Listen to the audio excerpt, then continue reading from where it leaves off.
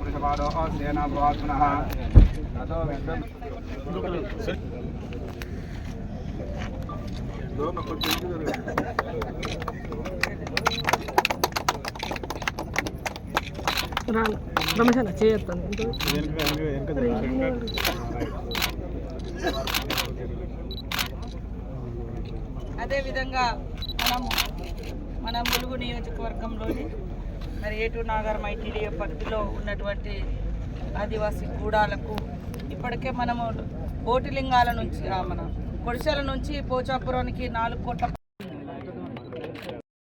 గట్టిగా చప్పట్లు కొట్టండి.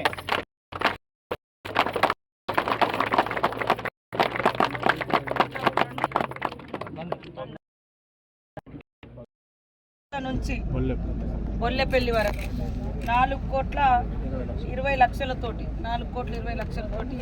ట్రైబల్ వెల్ఫేర్ డిపార్ట్మెంట్ ద్వారా ఈ రోడ్డు మనం ఈరోజు ఓపెనింగ్ చేసుకోవడం జరగడం చాలా సంతోషం. ఇప్పుడు మనం ఓపెనింగ్ చేసేటి అన్నీ కూడా మారుమూల గుట్టల మీద ఉన్నటువంటి గ్రామాలు. సో వాళ్ళకు కనీసం అంబులెన్స్ కూడా పోలేని పరిస్థితి, బైక్ కూడా రాని పరిస్థితి ఉంటుంది. కాబట్టి దీన్ని దృష్టిలో పెట్టుకొని అందరం కూడా కలిసికట్టుగా ఈ రోడ్లను వర్షాకాలం వచ్చినప్పుడు మేము వచ్చి చెప్పినాం ఖచ్చితంగా రోడ్లను పట్టుకొని వస్తామని. మరి 6 నెలలు అయింది. ఇప్పుడు 6 నెలలలోపు మళ్ళీ ఇక్కడికి రావడం చాలా సంతోషం.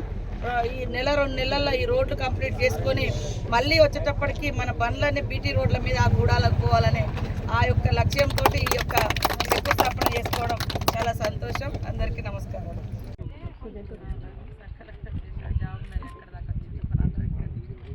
ఓకే, కొత్త కారం కొనమని చెప్పాలి. మన దగ్గర మిర్చి పౌడర్ అంతా మన దగ్గర మస్తు ఉంటాయి కదా, ఇది బాగానే ఉంది.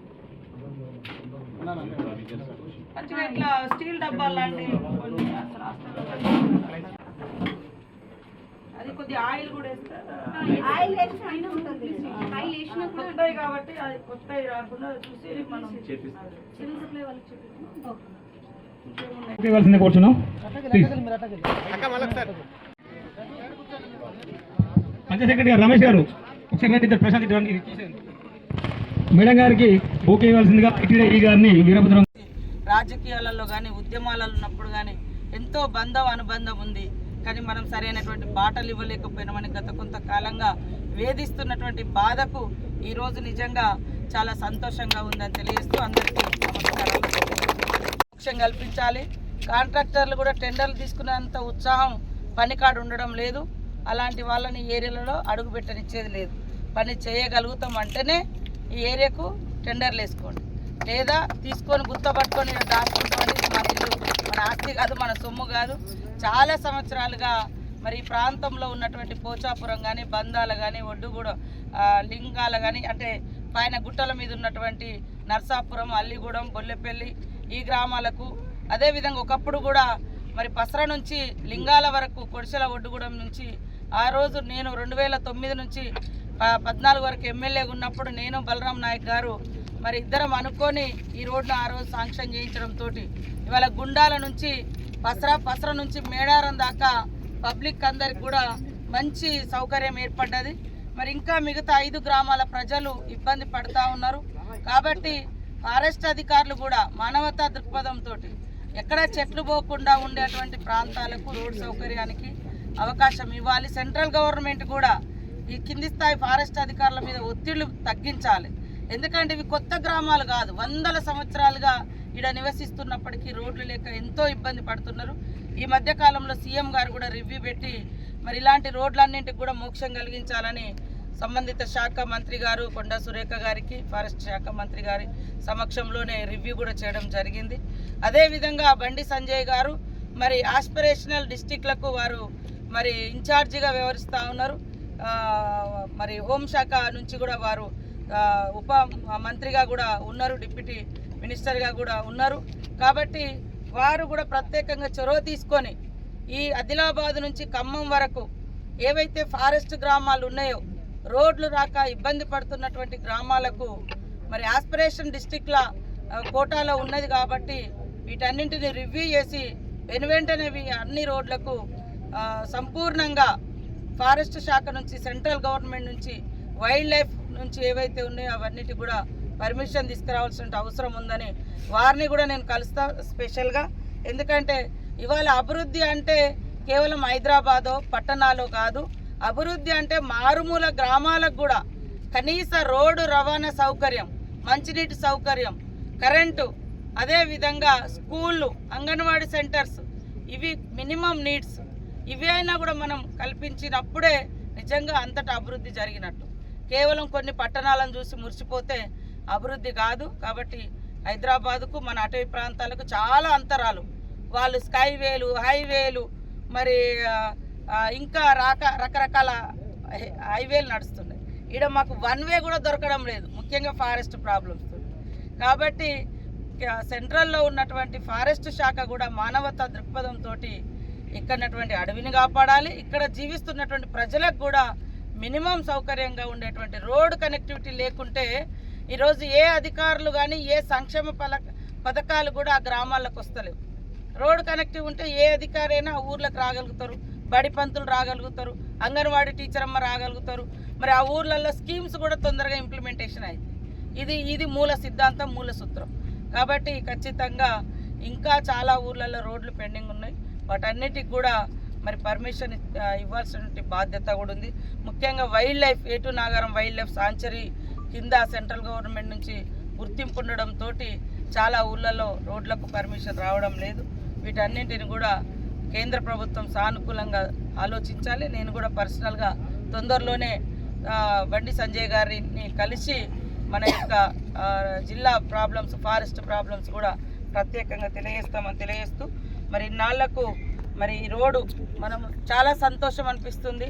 ఎందుకంటే మనము హైవేల మీద, స్కైవేల మీద, ఇంకో ఫ్లైఓవర్ల మీద నడచడం కాదు, మామూలు నడవడానికి కూడా దారి లేని కాడ కనీసం 1 వే అన్న వేసుకుంటే కనీసం అంబులెన్స్ పోవడానికి, ఒక గర్భిణీ స్త్రీ సకాలంలో హాస్పిటల్ రావడానికి, ఒక ఆపదలో ఉన్నటువంటి ఒక కుటుంబం సకాలంలో హాస్పిటల్ చేరుకోవడానికి ఈ దారులు మనకు చాలా అవసరం.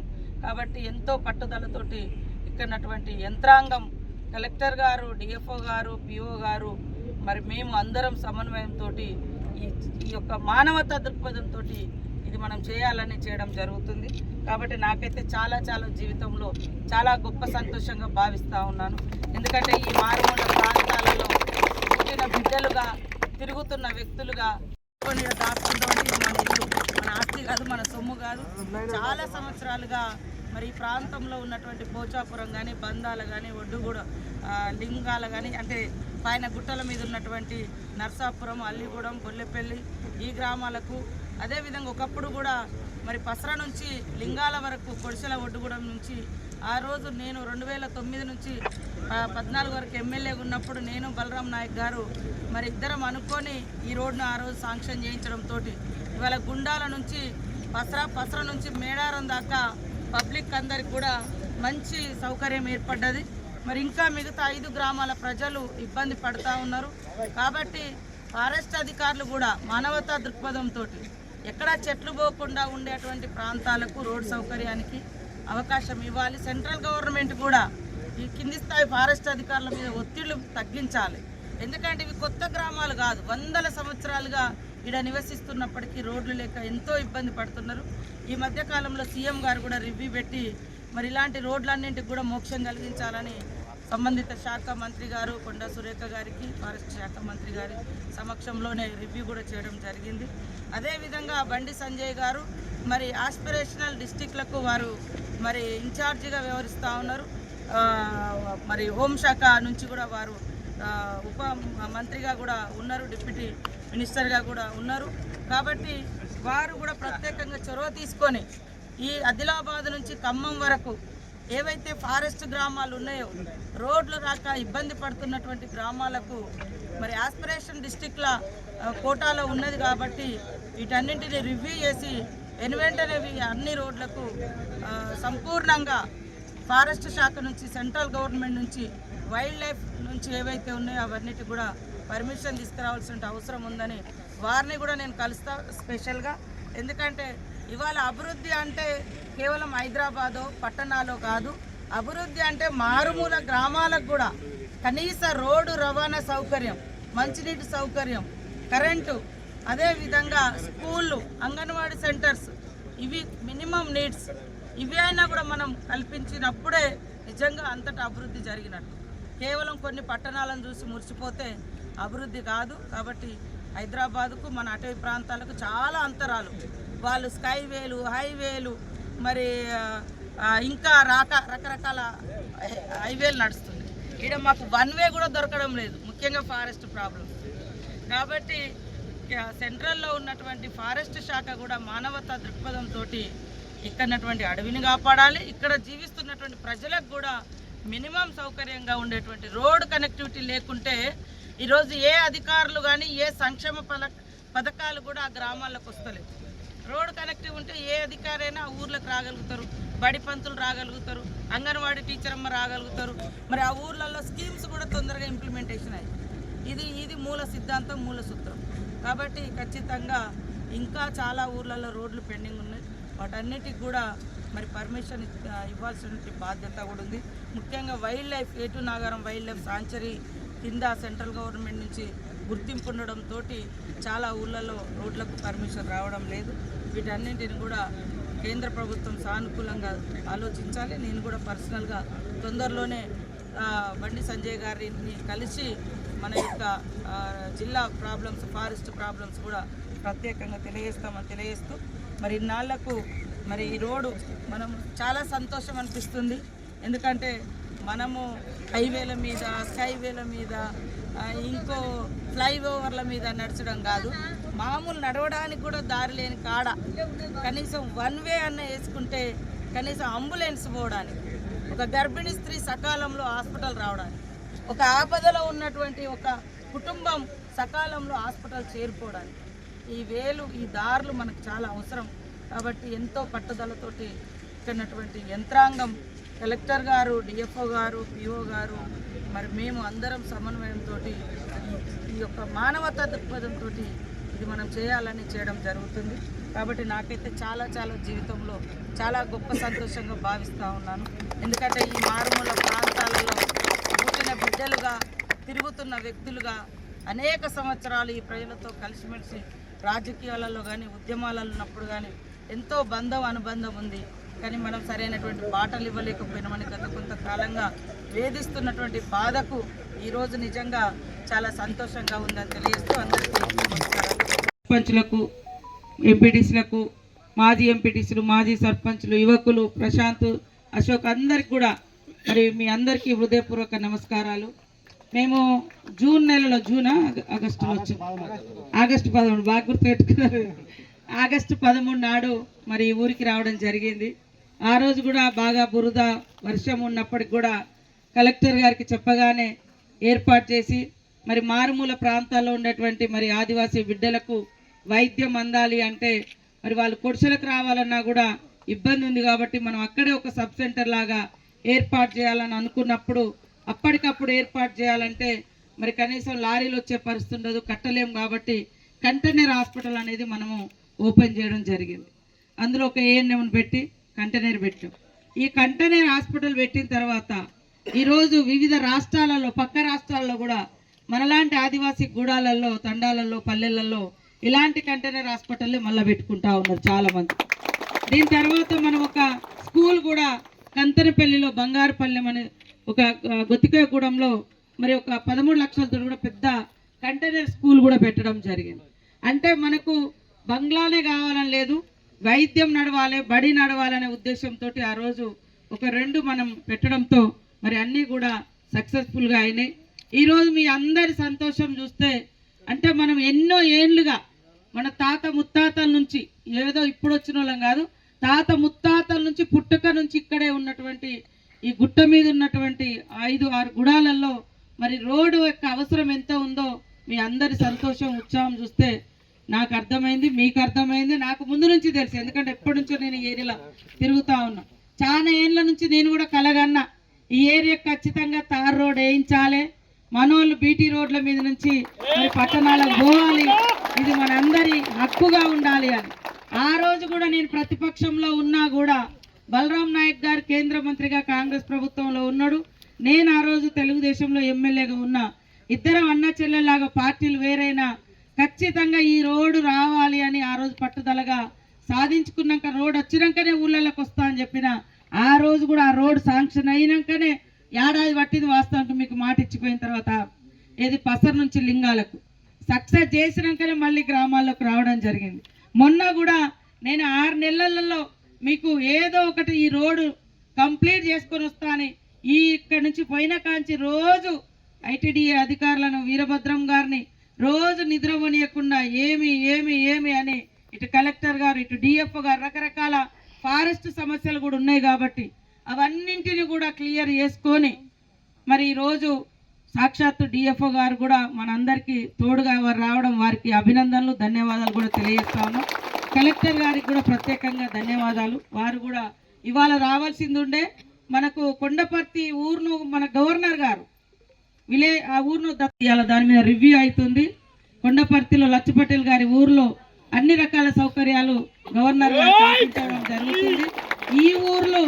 ఈ ఊర్లు వెనకటి నుంచి కూడా నాకు అన్ని రకాలుగా బంధుత్వాలున్నాయి, ఉద్యమ సంబంధాలున్నాయి, 20 ఏళ్ళ రాజకీయ బంధాలు అన్నీ కూడా ఈ గూడాలన్నీ కూడా నేను తిరిగిన కాబట్టి ఇందాక తమ్ముడు అన్నట్టుగా మనం ఉన్నప్పుడే చేయకుంటే నాకు తెలిసినంతగా ఈ ఊళ్ళలో పరిస్థితి ఇంకా భవిష్యత్తులో ఎవరు ఉంటారు ఎవరు పోతారో వాళ్ళకైతే ఇంత తెలుస్తుంది అనేది లేదు. అదేవిధంగా మనసు కూడా ఉండాలి. ఇవాళ 500 ఓట్లే కదా, 2000 ఓట్లే కదా, 1000 ఓట్లే కదా, 100 ఓట్లే కదా, గాడిదాకా పోవాలని అనుకుంటే వాళ్ళు చాలామంది ఉంటారు. కానీ అట్లా కాకుండా నేను ఓడిపోయినా గెలిచినా మంత్రి అయినా కూడా మరి 6 నెలల్లో 2 సార్లు మన గ్రామానికి, ఈ ప్రాంతానికి రావడం జరిగింది. కేవలం ఈ ప్రాంతాలు కూడా మిగతా ప్రాంతాలతోటి అభివృద్ధి కావాలి. మనం కూడా ప్రజాప్రతినిధులు ఎన్నుకోవడంలో మన ఓటు హక్కు కూడా అంతే ఉంటుంది. మనం కూడా పన్నులు కడతా ఉంటాం, మన దగ్గర నుంచి కూడా సంపద బయటికి పోతూ ఉంటుంది.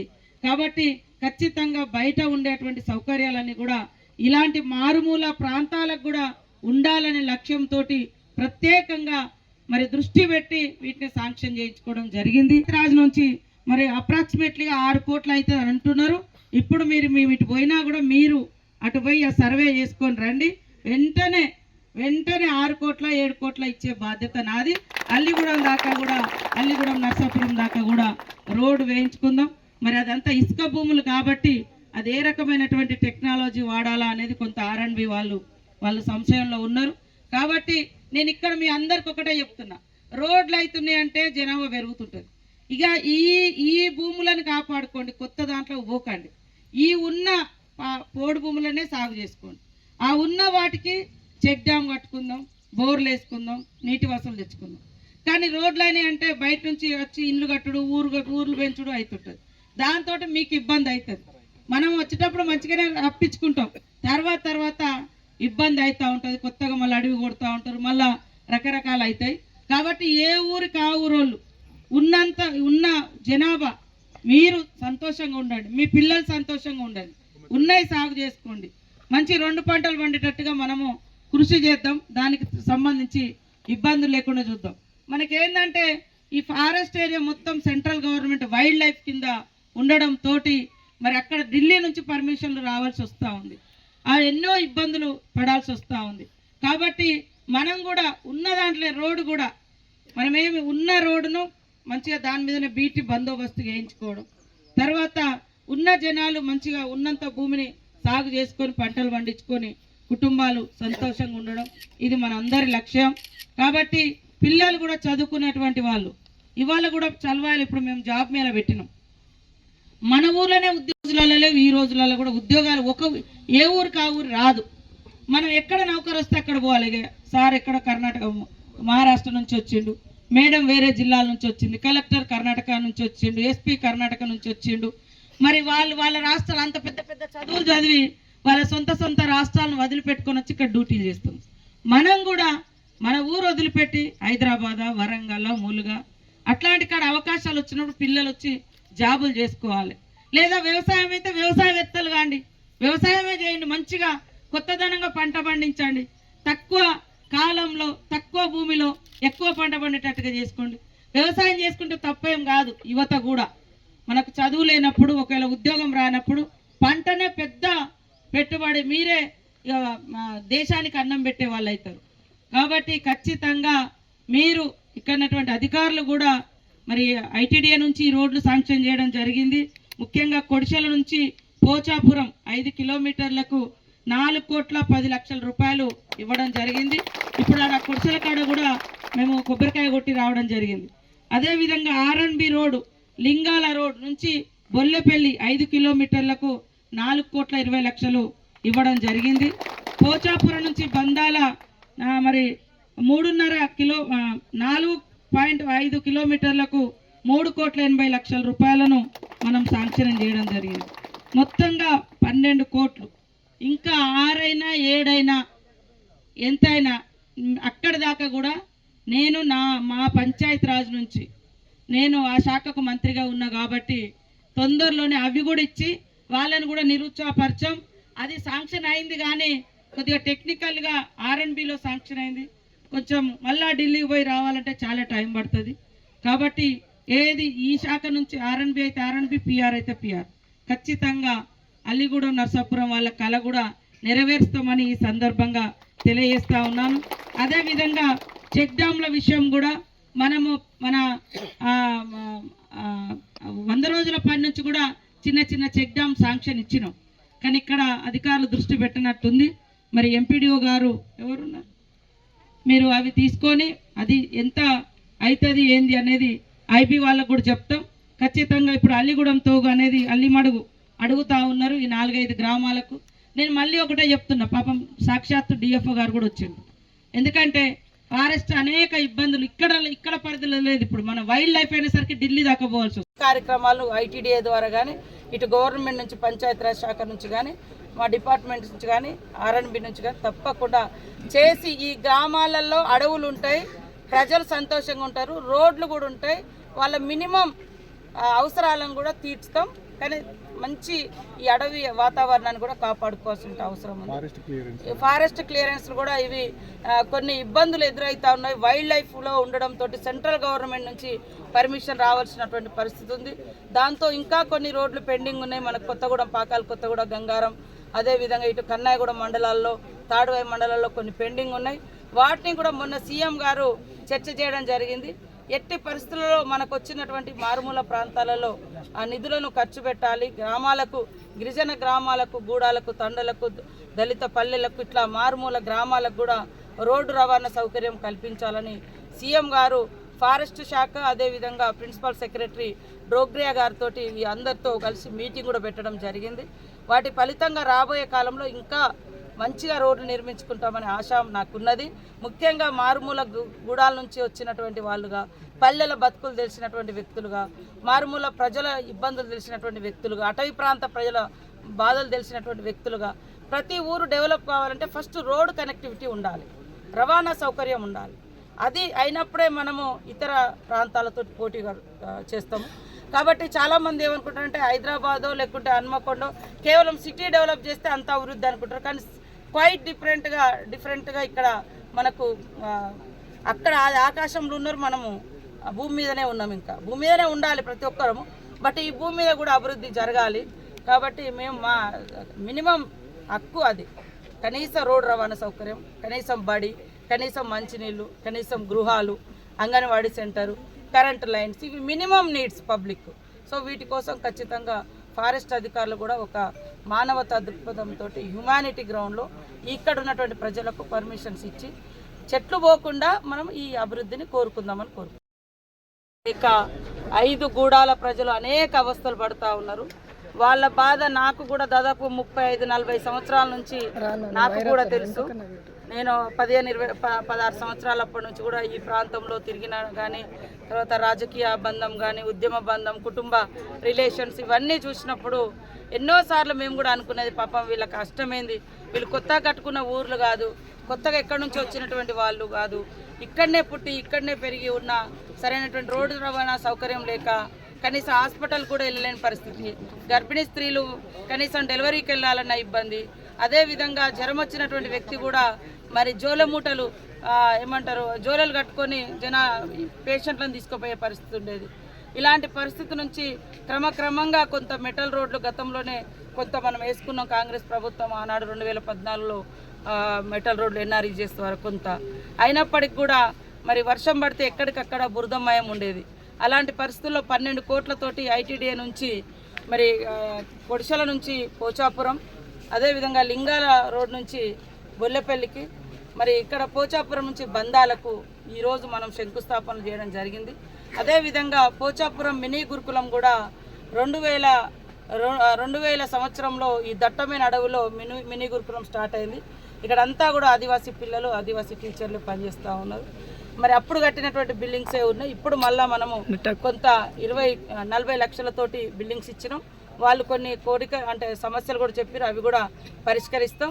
అదేవిధంగా ఇక్కడ కొంత చెక్ డ్యామ్ల నిర్మాణాన్ని కూడా ప్రజలు అడిగారు, వాటిని కూడా తొందరలోనే, ఎందుకంటే గుట్టల మీద ఉంటాయి, నీటి సౌకర్యం ఉండదు, వ్యవసాయం పంటలు పండక ఇబ్బంది పడుతున్నారు కాబట్టి వాటిని కూడా తొందరలోనే చేసుకుంటాం.